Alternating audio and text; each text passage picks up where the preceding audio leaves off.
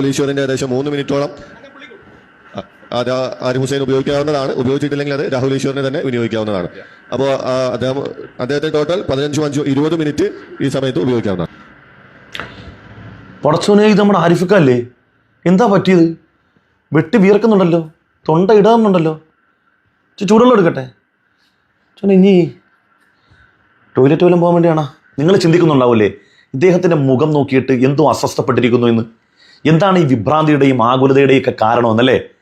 കഴിഞ്ഞ ദിവസം എറണാകുളത്ത് വെച്ച് ബഹുമാനപ്പെട്ട രാഹുൽ ഈശ്വറും ആരിഫ് ഹുസൈനും തമ്മിൽ ജിഹാദ് നന്മയോ തിന്മയോ എന്ന വിഷയത്തിൽ ഒരു സംവാദം നടന്നു. ആ സംവാദത്തിന് ഇടയിലുള്ള അദ്ദേഹത്തിൻ്റെ ചില ആകുലതകളുടെ അടയാളമാണ് നിങ്ങൾ ഈ മുഖത്ത് കണ്ടത്. എന്താണ് കാരണം? ഞാൻ പറഞ്ഞു തരാം. ഒരു നിമിഷം നിങ്ങളൊന്ന് ചിന്തിച്ച് നോക്ക്. ആരിഫ് ഹുസൈൻ എന്നുള്ളത് മുസ്ലിം കുടുംബത്തിലാണ് ജനിച്ചത്. മുസ്ലിം നാമധേയനായാണ് ജീവിക്കുന്നത്. മാത്രവുമല്ല, ഒടുവിൽ ഏറ്റവും നല്ല ജീവിതോപാധി എന്നുള്ളത് ഇസ്ലാം വിമർശനമാണെന്ന് മനസ്സിലാക്കി ഇസ്ലാം വിരോധികൾക്കിടയിൽ നായക പരിവേഷം സ്വീകരിച്ചുകൊണ്ട് രണ്ട് സമുദായങ്ങൾക്കിടയിൽ വൈര്യവും വെറുപ്പും സൃഷ്ടിച്ച് അതിൽ നിന്ന് കിട്ടുന്ന വരുമാനം കൊണ്ട് എല്ലാ കാലത്തും സുഭിക്ഷമായി ജീവിക്കാമെന്ന് ആഗ്രഹിച്ച വ്യക്തിയാണ്. എന്നാൽ മറുപക്ഷത്ത് ആരാണ് വരുന്നത്? സനാതനധർമ്മിയായ ഹിന്ദുവായ രാഹുൽ ഈശ്വർ. രണ്ടുപേരും തമ്മിൽ നല്ല സംവാദം നടന്നു. നല്ല സംവാദം എന്ന് ഞാൻ ഉപയോഗിക്കാനുള്ള കാരണം എനിക്ക് രാഹുൽ ഈശ്വറിൽ നിന്ന് ഒരുപാട് കാര്യങ്ങൾ എനിക്ക് പഠിക്കാൻ കഴിഞ്ഞു എന്നുള്ളതാണ്. രാഹുൽ ഈശ്വറിന് ഈ അവസരത്തിൽ നന്ദിയും ആശംസകളും രേഖപ്പെടുത്തുന്നു. ഇസ്ലാമിന് വേണ്ടിയല്ല നിങ്ങൾ സംസാരിച്ചത്, സത്യത്തിന് വേണ്ടിയാണ് നിങ്ങൾ സംസാരിച്ചത്. ആ സംസാരം എന്നുള്ളത് കേവലം ChatGPTയിൽ നിന്ന് കിട്ടുന്ന അറിവുകൾ മാത്രമല്ല, പണ്ഡിതന്മാരുമായി ഏറെ സമയം സംസാരിച്ച് ആ ഉത്തരങ്ങളെല്ലാം ശേഖരിച്ചുകൊണ്ട് അദ്ദേഹം ആരിഫ് ഹുസൈനുമായി സംവദിക്കുമ്പോൾ അദ്ദേഹം ഒരു കാര്യത്തെ പ്രസൻറ്റ് ചെയ്യൽ മാത്രമല്ല, മറിച്ച് താൻ മനസ്സിലാക്കിയ ബോധ്യങ്ങൾക്കെതിരെ മറുപക്ഷത്ത് നിൽക്കുന്ന ആൾ പറയുന്നത് കള്ളമാണ് എന്ന കോൺഫിഡൻ്റാണ് സംവാദത്തിനിടയിൽ അദ്ദേഹത്തെ ചിരിപ്പിച്ചത്. അദ്ദേഹത്തിൻ്റെ മുഖത്ത് മന്ദസ്മിതമല്ലാത്ത ഒരു അടയാളവും നിങ്ങൾക്ക് ഒരു ഘട്ടത്തിലും കാണാൻ കഴിയില്ല. കാരണം തങ്ങൾ പറഞ്ഞത് പൂർണ്ണമായി സത്യമാണെന്നും തങ്ങൾ മനസ്സിലാക്കിയത് പൂർണ്ണമായി സത്യമാണെന്നും ആ സത്യത്തിനെതിരെ പച്ച നുണയാണ് ആരിഫ് ഹുസൈൻ പറയുന്നതെന്നും ബഹുമാനപ്പെട്ട രാഹുൽ ഈശ്വറിന് മനസ്സിലായി. എന്നു മാത്രമല്ല, ആരിഫിൻ്റെ ഏത് വീഡിയോകൾ ശ്രദ്ധിച്ചു നോക്ക്.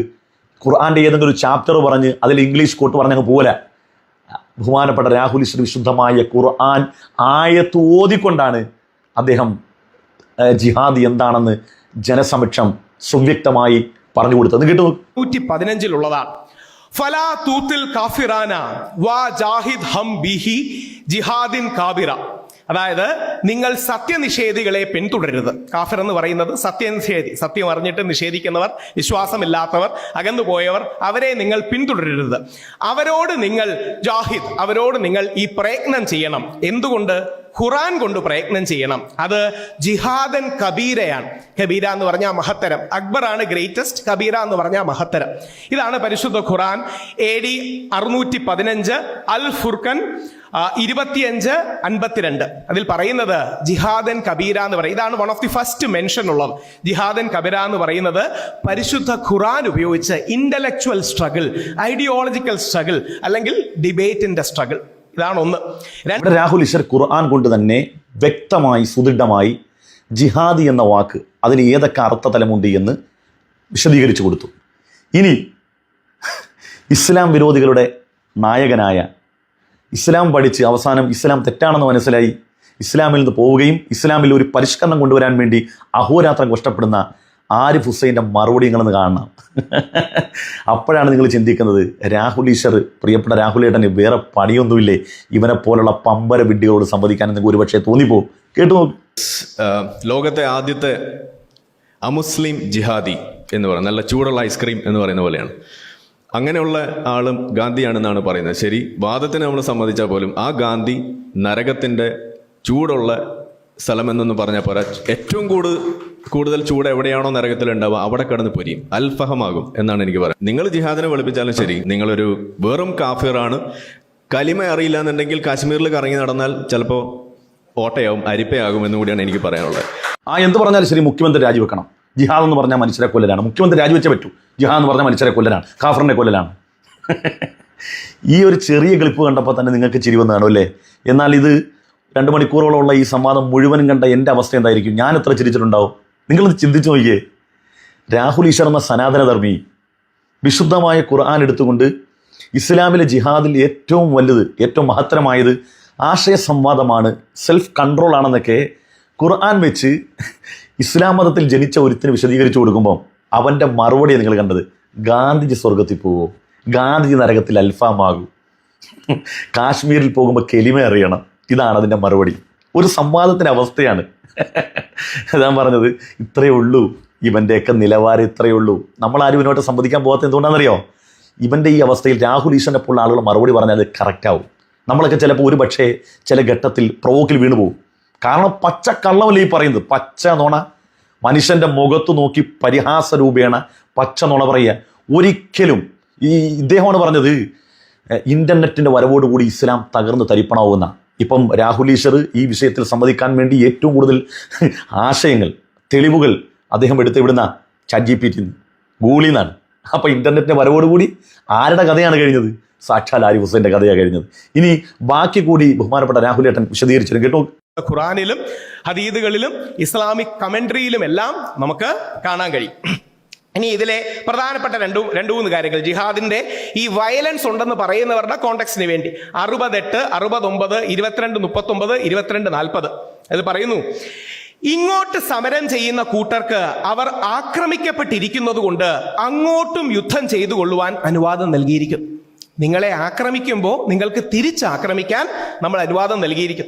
ഇന്ത്യക്ക് കാശ്മീരിന്റെ സമരകാലത്ത് 1947 സമാധാനത്തിന്റെ പ്രവാചകനായ മഹാത്മാഗാന്ധി പോലും നമ്മുടെ ഇന്ത്യൻ പട്ടാള ജനറലിനോട് പറയുന്നുണ്ട്, യുദ്ധങ്ങൾ നാശമാണ്, പക്ഷേ കാശ്മീരിനെ രക്ഷിക്കണം. നിങ്ങൾ എന്ത് വഴി ഉപയോഗിച്ചും പട്ടാളക്കാരോട് പറയുക, കാശ്മീരിനെ രക്ഷിക്കണം. ഗാന്ധിജി ഭയങ്കര വയലന്റ് ആണെന്ന് പറയുന്നതിന് അർത്ഥമുണ്ട്. നമ്മൾ ആക്രമിക്കപ്പെടുകയാണ്, ആ ആക്രമണത്തിന് പകരമായി നമുക്ക് തിരിച്ച് പ്രതിരോധം ചെയ്യാം. അടുത്തത്, മതവിഷയങ്ങളിൽ നിങ്ങളോട്, ആത്മീയ വിഷയങ്ങളിൽ നിങ്ങളോട്, അല്ലെങ്കിൽ സ്പിരിച്വൽ വിഷയങ്ങളിൽ നിങ്ങളോട് യുദ്ധം ചെയ്യുകയാകട്ടെ, നിങ്ങളുടെ വാസസ്ഥലങ്ങളിൽ നിന്ന് നിങ്ങളെ പുറത്താക്കുകയാകട്ടെ, ചെയ്തിട്ടില്ലാത്തവരെ പറ്റി അള്ളാഹു നിങ്ങളോട് വിരോധിക്കുന്നില്ല. അതായത് നിങ്ങളോട് യുദ്ധം ചെയ്യുകയും അല്ലെങ്കിൽ നിങ്ങളെ വാസസ്ഥലത്ത് നിന്ന് പുറത്താക്കുകയും അത്തരത്തിലുള്ളവരോട് നിങ്ങൾ പ്രതിരോധിക്കണം. നിശ്ചയമായും നീതിമുറ, ഇതിൽ ജസ്റ്റിസ് ആണ് പ്രധാനം. ജിഹാദ് ജസ്റ്റിസിന് വേണ്ടി ചെയ്യുന്നതാണ്. ഇനി അടുത്തത്, അതിലും രസകരമായൊരു വരിയുണ്ട്. സമയം ഒരുപാടില്ലാത്തതുകൊണ്ട് ഒരുപാട് ടെക്സ്റ്റുകൾ എടുത്തിട്ടുണ്ട്. ആ ദൈവത്തിന്റെ നാമത്തിൽ, ദൈവത്തിന്റെ നാമത്തിൽ നിങ്ങളെ അങ്ങനെ മാറുന്നവരോട് നിങ്ങൾ പ്രതിരോധിച്ചില്ലെങ്കിൽ അവർ ഈ വിശ്വാസത്തിന്റെ സ്ഥലങ്ങളെല്ലാം ഇല്ലാതാക്കും. അതിൽ ജൂതന്മാരുടെ സിനഗോഗുകളും ക്രിസ്ത്യാനികളുടെ പള്ളികളും അടക്കം മെൻഷൻ ചെയ്യുന്നു. അപ്പോൾ പ്രതിരോധത്തിന് വേണ്ടി ആൾക്കാർ ആക്രമിക്കാൻ വരുമ്പോൾ ആൾക്കാരുടെ സ്വയരക്ഷയ്ക്ക് വേണ്ടി നിങ്ങൾക്ക് ഡിഫെൻസീവായി ചെയ്യാം, ചില സ്ഥലങ്ങളിൽ ഒഫെൻസീവായി ചെയ്യാം, നാക്കുകൊണ്ട് ചെയ്യാം, ബ്രെയിൻ കൊണ്ട് ചെയ്യാം, എഴുത്തുകൊണ്ട് ചെയ്യാം, സംസാരം കൊണ്ട് ചെയ്യാം. എത്ര ക്ലാസ് നമുക്കിതിലൊന്നും പറയാനില്ല, പ്രത്യേകിച്ച് പണിയൊന്നുമില്ല. നമ്മളിങ്ങനെ കയ്യും കെട്ടി ഇങ്ങനെ നോക്കിയിരുന്നാൽ മതി. പറയേണ്ടവർ പറയും. ഇവിടെ രാഹുൽ ഏട്ടൻ ഇസ്ലാമിന് വേണ്ടിയല്ല ശബ്ദിച്ചത്, സത്യത്തിന് വേണ്ടിയാണ് ശബ്ദിച്ചത്. ജിഹാദ് എന്ന് പറഞ്ഞാൽ എന്താണ്? എല്ലാ മതത്തിലും നിങ്ങൾ നോക്കിയാൽ ജിഹാദ് എന്നതിൻ്റെ അർത്ഥതലങ്ങൾ കാണാൻ കഴിയും. കുരുക്ഷേത്ര യുദ്ധം ധർമ്മത്തെ സംസ്ഥാപിക്കാൻ വേണ്ടിയുള്ള യുദ്ധമായിരുന്നു. നമ്മൾ ഇന്ത്യൻ സ്വാതന്ത്ര്യ സമരം പൊളിറ്റിക്കൽ ജിഹാദാണ്. സത്യം ഇന്ത്യയാണ്, ബ്രിട്ടീഷ് എന്നുള്ളത് നുണയാണ്.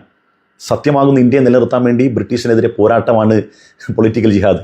ഇങ്ങനെ എല്ലാ തരത്തിലും സത്യത്തെ നിലനിർത്താൻ വേണ്ടിയുള്ള പ്രയത്നമാണ് ജിഹാദി എന്ന് അദ്ദേഹം സുവ്യക്തം സുദൃഢമായി സമൂഹത്തിൻ്റെ മുമ്പിൽ പ്രസൻറ്റ് ചെയ്തു എന്നുള്ളതാണ്. അതാണെങ്കിൽ വളരെ സന്തോഷവാനായി മന്ദസ്മിതം തൂക്കിക്കൊണ്ട് ഒരു പ്രവോക്കിലും വീഴാതെ വളരെ മാന്യമായി സംവദിച്ചു. മറുപക്ഷത്ത് നിങ്ങൾ ആ വീഡിയോ ഇതിൻ്റെ കമൻറ്റ് ബോക്സിലിടും, അതിൻ്റെ ലിങ്ക് നിങ്ങളൊന്ന് കണ്ടു നോക്കൂ. ഒരുത്തൻ കിടന്ന് മെഴുകുന്നത് ഇത്രയേ ഉള്ളൂ, വളരെ സിമ്പിളാണ്. അള്ളാഹുവിൻ്റെ ഓരോരോ കുതിരത്ത് നമ്മളൊന്ന് ചിന്തിച്ചു നോക്കിയേ. നമ്മൾ മറുപടി പറയാതെ അള്ളാഹു തആല ആ മറുപടി പറയാൻ ആരെയാണ് കൊണ്ടുവരുന്നത്? ഇസ്ലാമിന് സമൂഹത്തിന് മുമ്പിൽ തെറ്റിദ്ധരിപ്പിക്കുമ്പോൾ, വിശുദ്ധമായി ഖുർആനെ തെറ്റിദ്ധരിപ്പിക്കുമ്പോൾ, ഏത് സമൂഹമാണോ ഏറ്റവും അധികം തെറ്റിദ്ധരിക്കപ്പെടുന്നത് ആ സമൂഹത്തിൽ നിന്നൊരു പ്രതിനിധിയെ കൊണ്ടുവന്ന് അള്ളാഹുവിൻ്റെ കലാമ് പാരായണം ചെയ്ത് അതിൻ്റെ ആശയങ്ങൾ ഇതാണ് അതിൻ്റെ സത്യാവസ്ഥ എന്ന് പടച്ചവൻ തെളിയിക്കുകയാണ്. സുബ്ഹാനല്ലാഹ്, സുബ്ഹാനല്ലാഹ്, സുബ്ഹാനല്ലാഹ്.